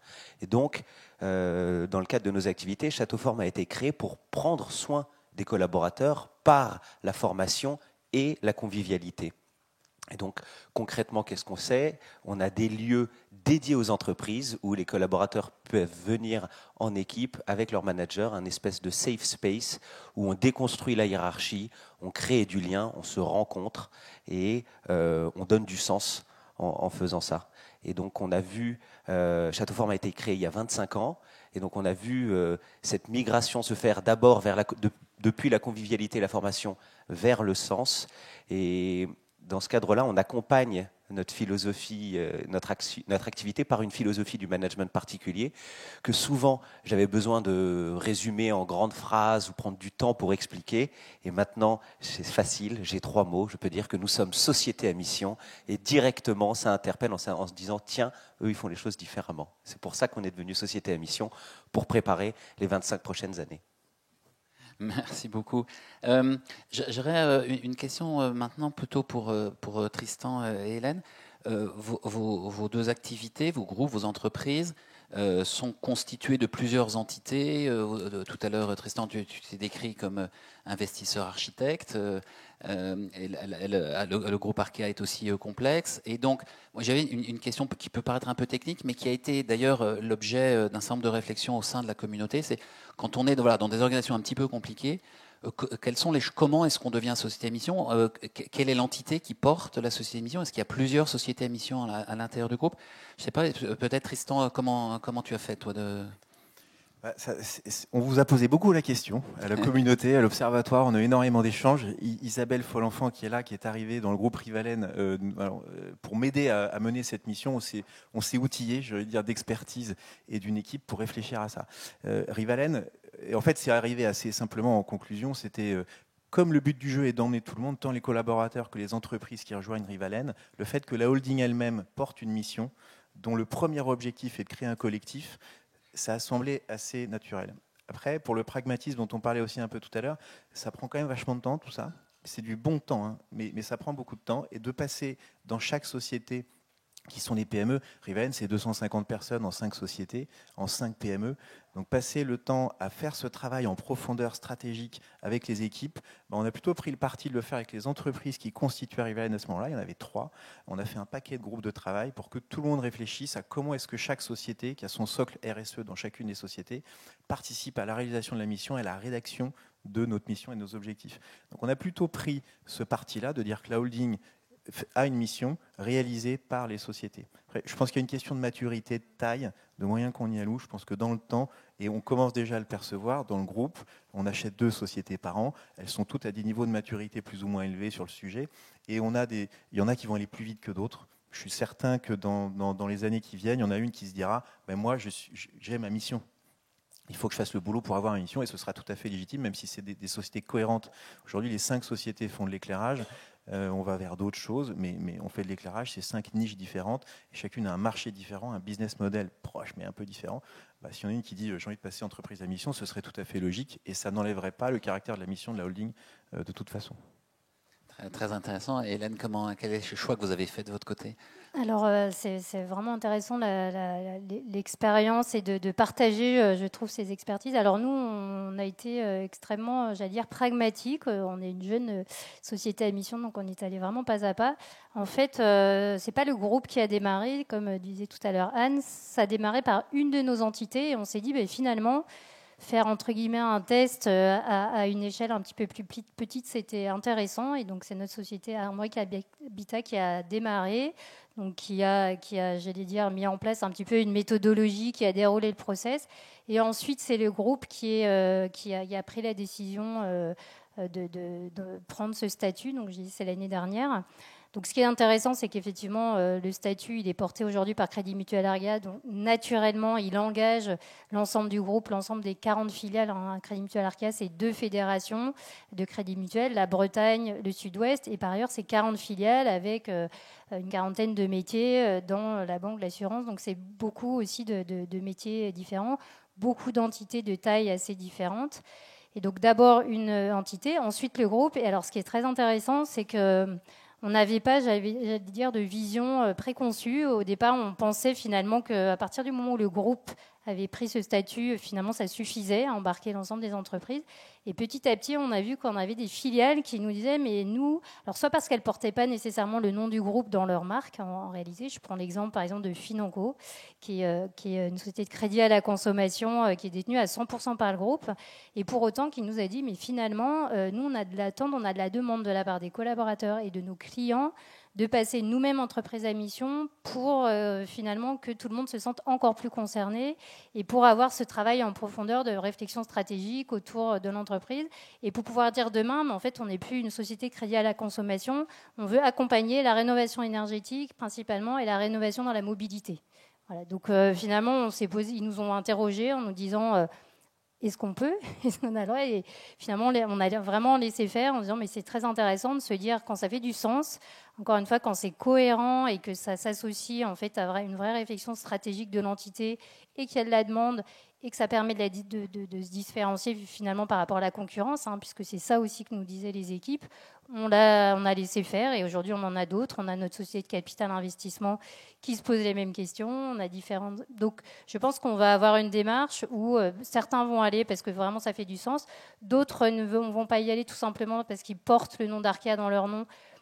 Je prends par exemple par notre filiale grandes entreprises, Arca, banque entreprise institutionnelle, où voilà, ils sont très attachés à ce statut et ils le présentent comme vraiment un enjeu différenciant, mais le fait que le groupe soit entreprise à mission leur suffit. Donc vraiment une approche très pragmatique. L'enjeu, et on voit bien que tout l'enjeu de ce statut, c'est vraiment la cohérence et le fait de placer au cœur de la transformation du modèle la responsabilité sociétale. Merci beaucoup. Je trouve que ces 2 exemples sont passionnants et la comparaison. Je vous renvoie à un des livrables d'un des groupes de travail de la communauté qui est disponible sur le site, qui traite spécifiquement de ce sujet maison mère et filiale, ou en tout cas, disons, différentes entités à l'intérieur d'un groupe, et qui illustre d'une certaine manière la forme de plasticité qu'apporte ce cadre juridique de la société à mission, où chaque entreprise il laisse beaucoup de possibilités aux entreprises pour trouver les solutions qui leur conviennent le mieux. Alors, vous êtes tous les 3 des dirigeants d'entreprises qui sont passés relativement récemment société à mission. Alors, on sait tous que le moment où on devient société à mission, c'est déjà l'aboutissement d'un certain chemin, mais ça n'est aussi que le début d'un autre, ou en tout cas la continuité de ce chemin qui se présente devant soi. Mais quand même, forcément, il y a la question qui est évidente, et je vais commencer par Benjamin pour la question, c'est, dans le fond, qu'est-ce que ça a changé d'être devenu société à mission déjà ? Et je ne parle pas de ce qui va se passer après. Merci Alain. Assez contre-intuitivement pour moi, devenir société à mission auprès de tous les talents de l'entreprise Châteauforme a été un grand soulagement. Au lieu de le vivre comme une contrainte supplémentaire ou tiens, qu'est-ce qui va se passer, ça a été une grande respiration de pouvoir se dire tiens, en fait, ça ne dépend pas que de la culture de l'entreprise, du fait qu'on soit en croissance, du fait que cela se passe bien et du dirigeant qu'on a en place ou de la famille qui porte notre croissance. C'est maintenant inscrit dans nos statuts et donc au-delà d'être chevillé au corps de l'entreprise, co-substantiel à l'entreprise, c'est en plus pas une mission secondaire ou une activité secondaire que de porter la mission de l'entreprise, c'est véritablement ce pourquoi je suis là. Et donc ça redonne du sens et nous, ça a libéré tout un tas d'énergie. Ça a aussi eu l'impact, comme je vous l'ai dit, on a été créé sur une philosophie particulière et donc le fait de l'officialiser, on est dans une démarche de valorisation de tout ce qu'on fait déjà et de tout ce qui nous reste à faire pour continuer à nous améliorer. Et ça, c'est un processus qui, tu le disais, implique de beaucoup de talent, mobilise beaucoup d'énergie, mais c'est une grande source de fierté pour moi en tant que dirigeant de voir à quel point toute l'entreprise s'empare de ce sujet pour mener plus loin notre mission. Et donc devenir société à mission là où on aurait pu croire à une contrainte et à une peur, au contraire, c'est un soulagement et une mobilisation et de l'énergie pour aller de l'avant. Formidable. Tristan, de ton côté, comment est-ce que tu décrirais ce que ça a changé ? Je pense que c'est tout un processus qui a démarré à partir du moment où on a commencé à rédiger notre raison d'être, réfléchir à tout ça, embarquer les parties prenantes externes et internes. Moi, ce que je trouve le plus formidable, c'est embarquer les collaborateurs dans l'histoire. Je pense que quand, je vous le disais un peu tout à l'heure, mais quand on explique une stratégie de long terme, à plus forte raison quand c'est un groupe un peu assimilé à de la finance, etc., ça impressionne. Parfois, ça fait peur. Ça crée de l'anxiété. La mission, tout de suite, est venue mettre un socle de compréhension et une vision lointaine et surtout l'économie circulaire. Et pour l'industrie, je reviens là-dessus parce que ça fait peur en fait dans les usines, l'économie circulaire, parce que ça remet en question des business models d'investissement de long terme, le savoir-faire de certaines personnes qui va éventuellement changer. Mais là, on les met dans une perspective où ils sont eux-mêmes acteurs d'un changement et on les rassure sur le fait qu'ils seront même partie prenante de long terme dans le sujet, mais ça met tout le monde sur ce petit fil rouge que je trouve intéressant. Donc moi, je m'en sers énormément pour ça, pour emmener les collaborateurs, et on sent maintenant cette puissance du temps passé et du plaisir qu'ils prennent à réfléchir autrement en rupture de business model à tous les niveaux des strates de l'entreprise. Et de toutes les bonnes volontés qui peuvent exister. Et avant, on ne les mettait pas forcément en valeur. Là, maintenant, sur cet axe-là, chacun peut faire un peu proposer quelque chose et on prend ça en compte. Donc, je trouve ça très fort en termes de management. Moi, c'est là où ça nous a le plus apporté. Après, je ne reviendrai pas sur le fait que maintenant, on a ancré quelque chose et qu'on est obligé d'y aller. Et ça nous engage sur quel que soit l'actionnariat. Ça, c'est très fort. Alors Hélène, de votre côté ? Alors déjà, je me retrouve complètement dans ce que je viens d'entendre, c'est-à-dire le côté soulagement et temps long. Et je pense que je parlais tout à l'heure de l'enthousiasme des administrateurs. Je pense que c'est ça qu'ils ont ressenti, c'est-à-dire quels que soient les dirigeants, maintenant que c'est ancré dans les statuts, cet engagement, voilà, il nous embarque pour la durée. Et c'est vrai que ça, c'est clé. Le fait de générer de l'engagement, du sens auprès des collaborateurs, évidemment aussi, auprès de nos clients aussi. Et peut-être, moi, j'ai envie d'insister sur un point important, c'est que ce statut il génère de l'attente. Et donc aujourd'hui, nous, on en est là, c'est-à-dire, mais concrètement, moi, voilà, salarié de la banque, qu'est-ce que ça va changer dans mon quotidien ? Moi, administrateur, qu'est-ce que ça va changer dans mon quotidien ? Et donc, ce que je trouve, c'est que cette exigence, elle nous a conduit, nous, alors il se trouve qu'on est une banque, on aime bien les chiffres, et assez vite, on s'est dit, mais finalement, on a changé nos statuts. Jusqu'à présent, notre activité devait nous générer un résultat financier. Quand on arrête nos comptes, voilà, on a un compte de résultat, un bilan, c'est le résultat de la stratégie, on va dire, engagée par l'entreprise. L'entreprise à mission, elle dit, finalement, ça, c'est un pilier. Le deuxième pilier qui est beaucoup plus important, c'est tout les engagements de fonds. Et on s'est dit, mais comment on mesure ça ? Il y a besoin de pouvoir le mesurer. Et on s'est dit, idéalement, il faudrait le mesurer en euros pour pouvoir le positionner à minima au même niveau que l'enjeu financier. Et donc, ce qu'on a mis en place, ça fait maintenant 2 ans qu'on y travaille, c'est un processus qui a été assez long, c'est une mesure de la performance extra-financière. Et cette performance extra-financière, c'est quoi ? Ce sont nos engagements. Donc aujourd'hui, nous avons les engagements ancrés dans les statuts. Et on a défini une méthodologie qui permet de transformer en euros l'impact que l'on a sur les territoires, sur l'environnement, sur la société, tout au long de nos activités. Donc on est une banque, donc par exemple, quand on octroie un crédit, certes, on dégage de la marge pour la banque, ça va se retrouver dans le compte de résultat, mais quand on octroie un crédit, on crée de la valeur aussi pour notre client, et on a comme ça 24 indicateurs qui nous permettent de générer cette performance extra-financière. Et ça a été quelque chose, une démarche très concrète. Pour la première fois cette année, on a arrêté nos comptes d'un point de vue financier et extra-financier. On a mis en avant une performance globale et non plus qu'une performance financière. Et on l'a présenté en disant, mais en fait, on est en train d'arrêter les comptes d'une société à mission. Donc il y a le financier, il y a l'extra-financier, et tous ces engagements, c'est du concret, c'est derrière, voilà, c'est chiffré, et on va faire ce que l'on a dit. Ça, c'est un point absolument clé. Donc de la contrainte, mais j'allais dire surtout un vrai enjeu de différenciation et un enjeu de performance, et je crois que c'est ça qui est important. C'est-à-dire que ce qu'on dit, c'est qu'on veut continuer à grandir, à croître, à se développer, tout en transformant notre modèle, et cette transformation, elle va passer par la mesure et par les preuves. C'est extrêmement intéressant, et je crois juste une remarque incidente, mais on voit bien que le modèle de la société à mission, il conduit à interroger la définition même de la notion de performance. Quand on entend performance, on entend la performance financière, et fondamentalement, la société à mission repose cette question. Qu'est-ce que c'est qu'une entreprise performante ? Et donc, on peut utiliser ce concept de la mission pour le repositionner. Alors, je me tourne maintenant vers Arnaud, qui nous a attentivement écouté, et pour écouter tes réactions et ce que t'ont inspiré ces échanges passionnants.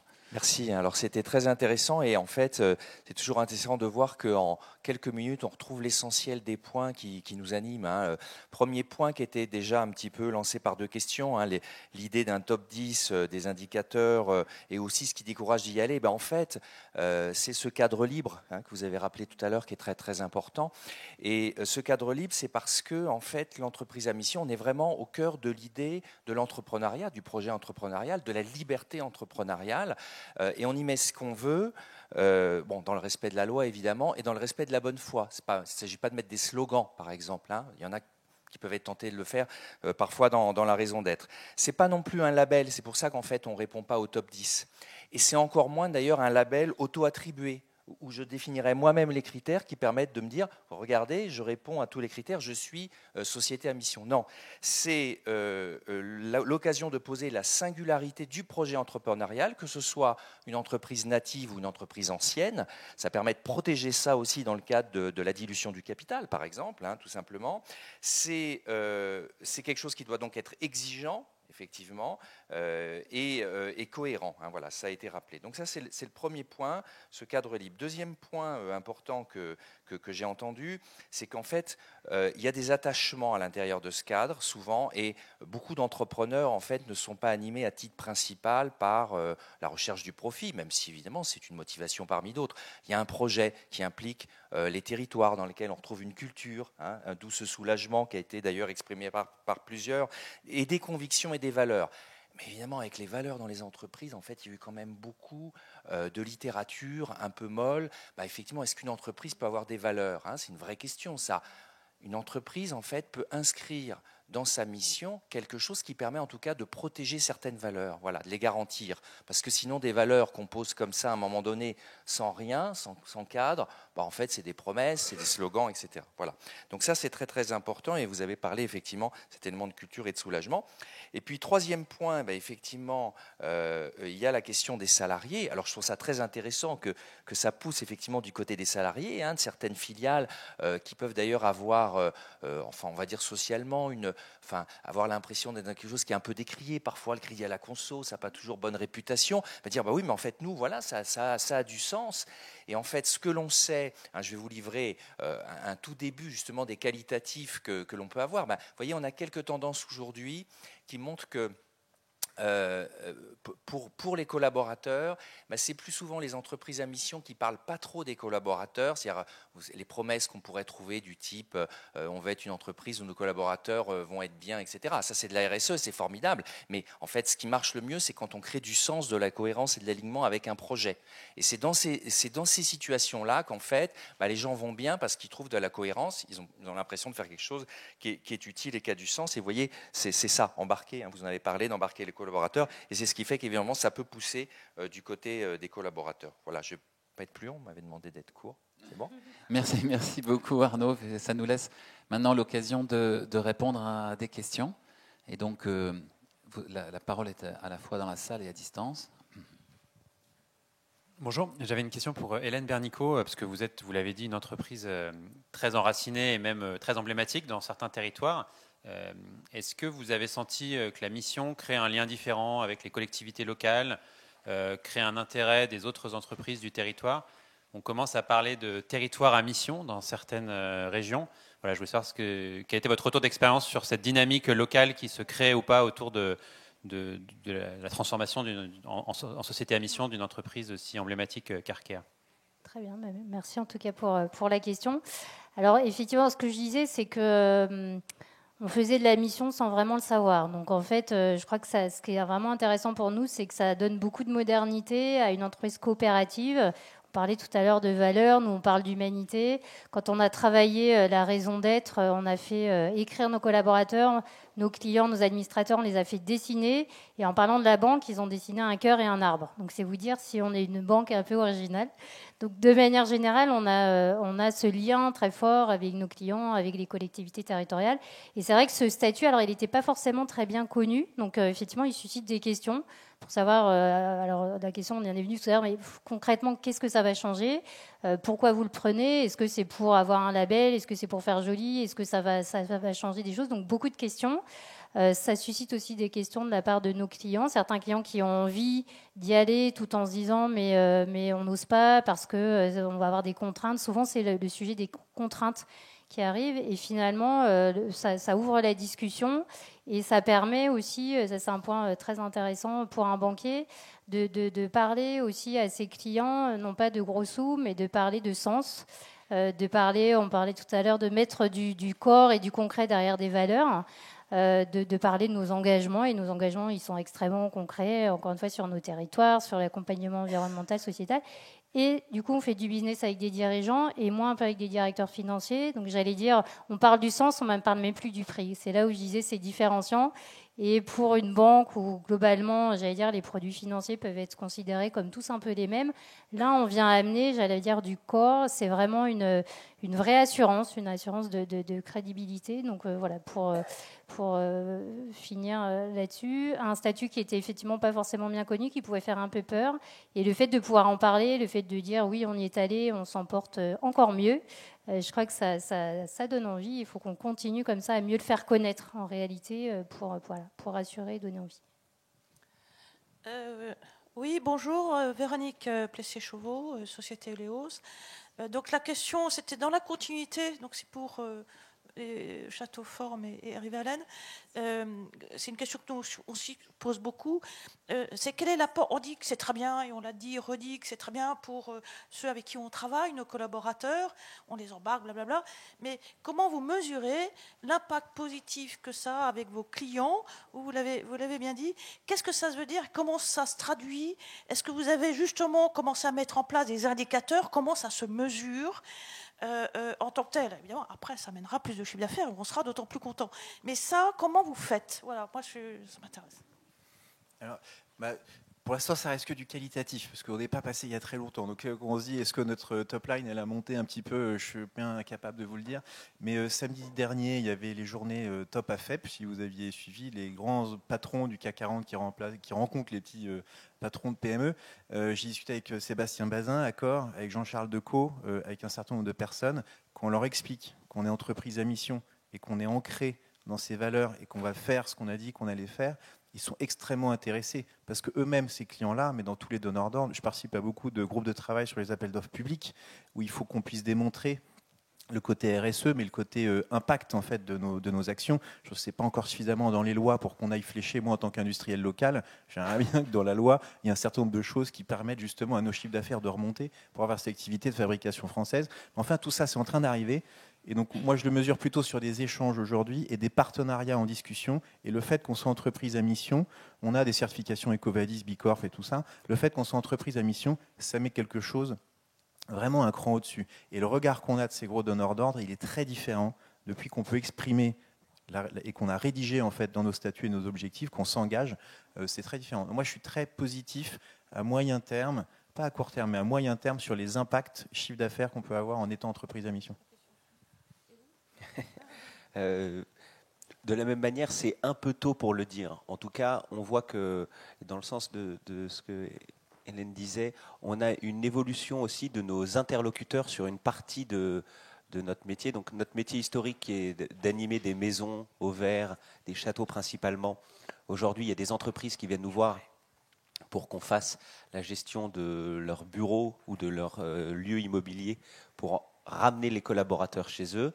Et une des difficultés qu'on a sur ces sujets, c'est que c'est souvent des sujets très silotés. Donc on a le directeur de l'immobilier, le directeur des ressources humaines, le directeur financier, et assez peu accès au directeur général. Et en fait, le fait de devenir société à mission permet à Château Forme Inside, cette branche justement, d'avoir accès aux dirigeants pour lui expliquer en quoi notre mission va apporter à son entreprise. Et donc ça change le rapport à certains de nos clients. Et juste pour parler des impacts au-delà des clients, on voit un impact très fort sur le recrutement. C'est très tôt. Emery m'avait mis dans la confidence en disant tu vas voir, c'est très intéressant ce qui se passe sur le recrutement. Et on voit plus 70% de CV le mois après avoir annoncé, reçu le mois après avoir annoncé être société à mission. Donc c'est un peu tôt pour confirmer la tendance. J'espère que je ne me porte pas l'œil en disant ça, mais je suis confiant que ça va être un vrai facteur de recrutement et de rétention des talents. Bonjour, Sylvie Calais des Enjeux des Hommes. J'avais une question sur la mise en place du modèle de mission et notamment dans le cadre d'un plan stratégique qui est déjà en route et le tuilage. Comment vous avez fait cette expérience d'éviter d'avoir à suivre 2 feuilles de route avec des zones de recouvrement pas toujours très claires et d'arriver à finalement n'en former qu'une seule? Alors oui, très bonne question. Alors, on se l'est posé effectivement puisque nous, on a adopté un plan stratégique début 2021, pardon, et on est passé en entreprise à mission en 2022, donc avec 5 engagements. Donc le plan stratégique, il était effectivement embarqué avec un certain nombre d'indicateurs, beaucoup plus détaillés en réalité que le volet engagement. Donc j'ai envie de dire, c'est un peu un sujet de granularité. Tout l'enjeu, c'est de faire en sorte qu'évidemment l'ensemble du plan stratégique vienne servir, j'allais dire, la mission. Donc là, maintenant, ce qu'on a travaillé, c'est en fait avec le comité de mission. On a pris les engagements les uns après les autres. On a fixé 3 ou 4 indicateurs. On a regardé l'existant. Alors, des indicateurs très concrets. Je peux prendre un exemple sur le financement des transitions. On a un indicateur sur les montants de crédit qui permettent de financer les transitions. On a le montant à 2022 et on a un objectif 2024 et on le suit année après année.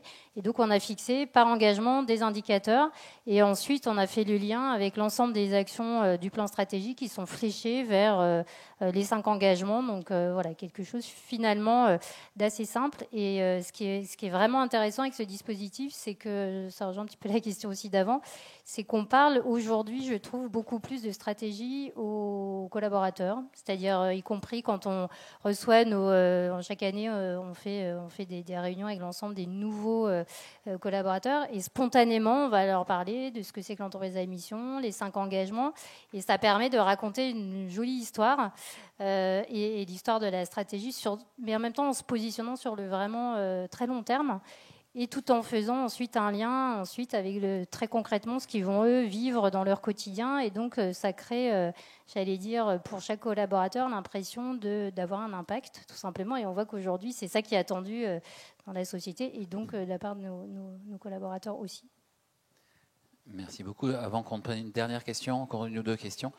J'en profite pour rappeler qu'il existe un livrable disponible sur le site de la communauté qui, en gros, le titre, c'est Les 100 jours, et donc qui décrit justement, qui fait des propositions sur la manière de faire le lien pour des entreprises qui deviennent société mission, le lien avec ce qu'elles ont déjà fait par ailleurs et comment elles peuvent l'enrichir. Bonjour à tous, Jérémy Lévesque, École des Mines de Paris. J'ai une question qui porte...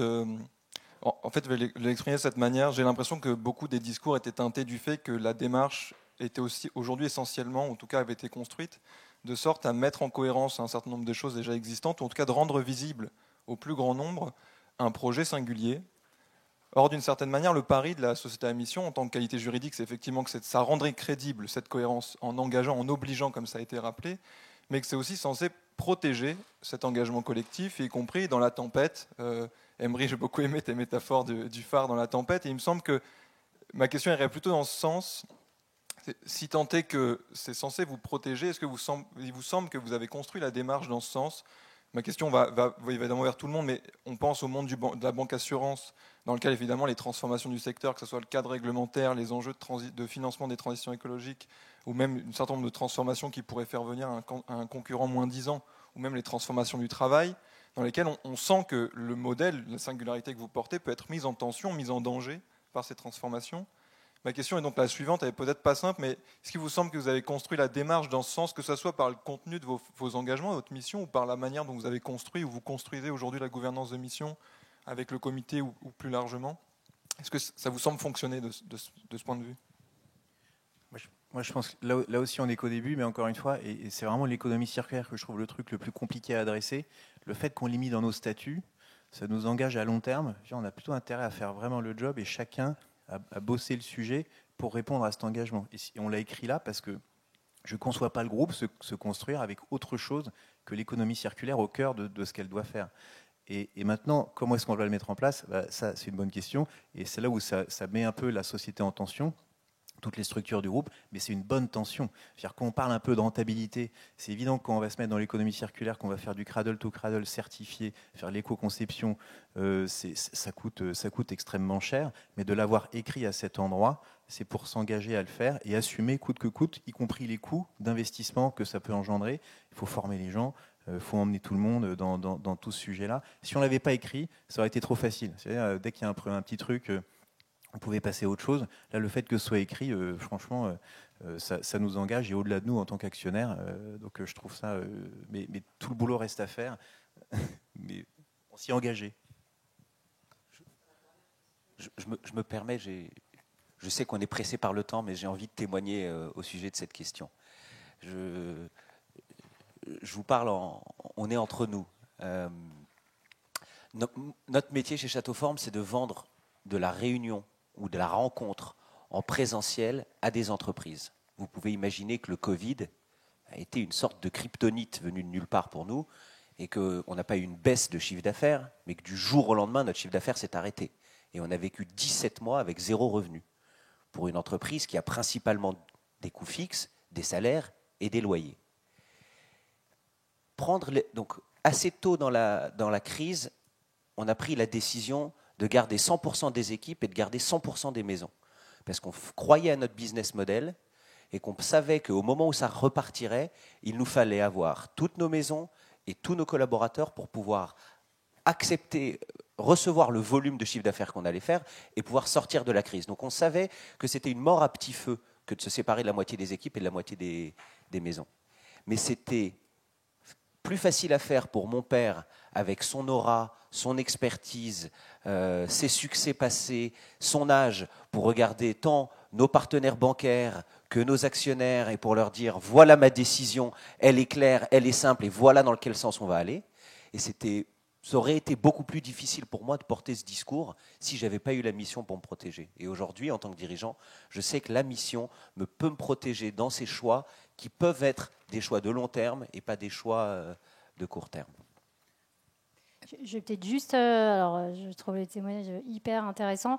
Ça pose, là on est donc entreprise familiale, entreprise coopérative, c'est-à-dire le temps long quand même, un peu ancré. Je pense que ça pose la question, tout à l'heure vous avez parlé de Danone, des sociétés cotées, du lien avec les marchés, du lien avec le cours de bourse. Voilà, donc, et on dit qu'il n'y avait peut-être pas suffisamment de grandes entreprises. Et ça touche le sujet de voilà, comment on évalue la performance, qu'est-ce qu'on attend d'une entreprise. Mais si ce statut, effectivement, peut permettre justement de faire en sorte qu'il n'y ait pas uniquement le volet financier qui soit regardé, y compris par des actionnaires et y compris par voilà, des actionnaires, j'allais dire, particuliers ou pour les sociétés cotées, je pense que là, on aura fait un grand pas. Mais ce qui est certain, c'est que quand on a la chance et la richesse d'avoir le temps long ancré, c'est quand même voilà, beaucoup plus facile de pouvoir adopter ce statut, je pense. Bien, écoutez, merci beaucoup. Je crois qu'on va devoir arrêter là les questions. Je voudrais d'abord beaucoup vous remercier pour votre participation. C'était absolument passionnant.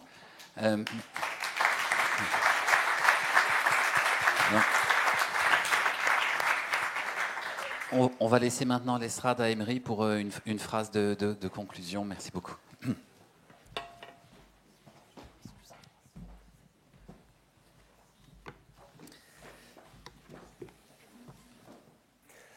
Alors, je ne vais pas être très long. Bravo et merci. à tous les membres, à tous ceux qui nous ont suivis en visio et tous ceux qui ont été présents toute cette matinée. Bravo à toute l'équipe des permanents de la communauté des entreprises à mission pour l'organisation de cette matinée, pour la sortie de cet observatoire. Et bravo Hélène, bravo Benjamin, bravo Tristan, bravo Arnaud, parce que vos témoignages, en fait, il n'y a rien de mieux. Moi, je dois résumer ce qui m'a frappé, ce que j'ai aimé et ce que je retiens de cette matinée. Ce qui m'a frappé, c'est qu'on n'a plus besoin de dire pourquoi il faut y aller. Il faut y aller. On a moins besoin de dire comment il faut y aller, parce qu'on a le cadre de la société à mission qui est un cadre qui est très structurant. Par contre, on a besoin de dire plus, c'est quoi les preuves? Qu'est-ce que ça change? Et vos témoignages ont apporté ces preuves de ce que ça change, ce que ça a déjà changé chez vous, alors que pour certains, c'est le démarrage du chemin. Mais en fait, c'est le chemin qui nous transforme. Et j'ai beaucoup aimé, finalement, le fait que vous avez tous et toutes parlé de l'humain. La mission, c'est quelque chose qui touche au cœur de l'entreprise, les collaborateurs et l'ensemble de l'écosystème, qui nous rappelle chaque jour que l'entreprise, c'est un projet collectif et que la mission vient embarquer, elle vient comme un levier d'engagement supplémentaire pour l'entreprise. Elle redonne envie d'entreprise. Et en même temps, elle libère le dirigeant, le management. Donc il y a vraiment énormément d'effets vertueux. Enfin, je ne vais pas vous dire que je suis un intime convaincu de la société à mission. Ce que je retiendrai, c'est l'invitation en 2024 pour venir célébrer les 10 000 sociétés à mission. Alors évidemment, je vous fais un appel très solennel parce qu'on n'y arrivera pas sans vous. Chacune des sociétés à mission, c'est un phare. Il faut que vous rayonniez. Et il faut que, comme nous, il y a quelques années où on était tout seul, vous en fassiez 1000 des sociétés à mission, parce que 1000 fois 1000, ça fait 1 million. Voilà. Donc, voilà, à vous. En tout cas, vous pouvez toujours compter sur la communauté des entreprises à mission qui sera à vos côtés pour organiser vos événements en région, dans vos territoires, dans vos réseaux, pour parler encore plus et pour faire connaître la force, la puissance et le génie de ce modèle de la société à mission. Merci, bonne journée à tous.